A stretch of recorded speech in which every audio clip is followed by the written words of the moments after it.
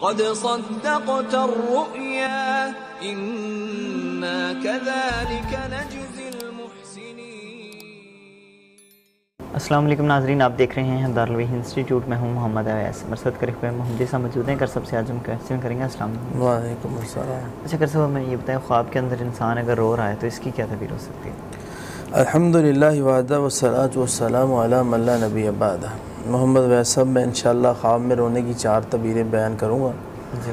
ہوا اضحک و ابکا۔ جی، پہلی خواب کی تعبیر یہ ہے کہ انسان خواب میں رو رہا ہے، بہت زیادہ رو رہا ہے، جس کے رونے کی وجہ سے اس کے چہرے کے اوپر نشان بن جاتے ہیں۔ تو اس کی تعبیر یہ ہے کہ اس کے نیک کام کی وجہ سے لوگ اس کو تانے ماریں گے۔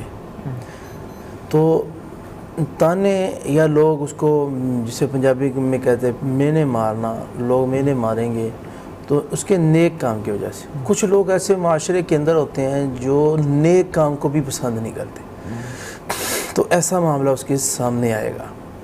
خواب کے اندر انسان روتا ہے تو اس کی ایک تعبیر ہے کہ اس کو اللہ پاک خوشیاں عطا کرے گا، کو خوشخبری ملے گی، اس کو خوشی ملے گی اس کو۔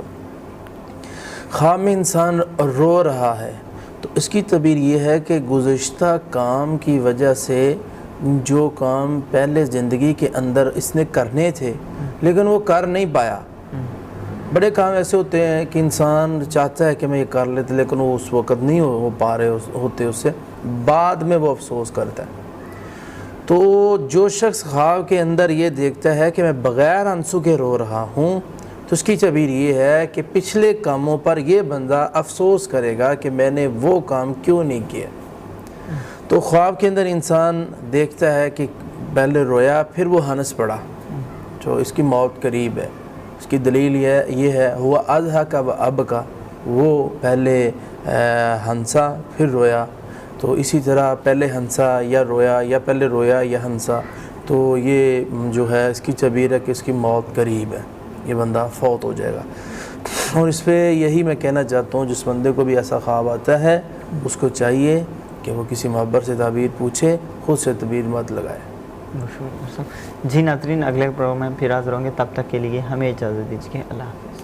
قد صدقت الرؤيا إنا كذلك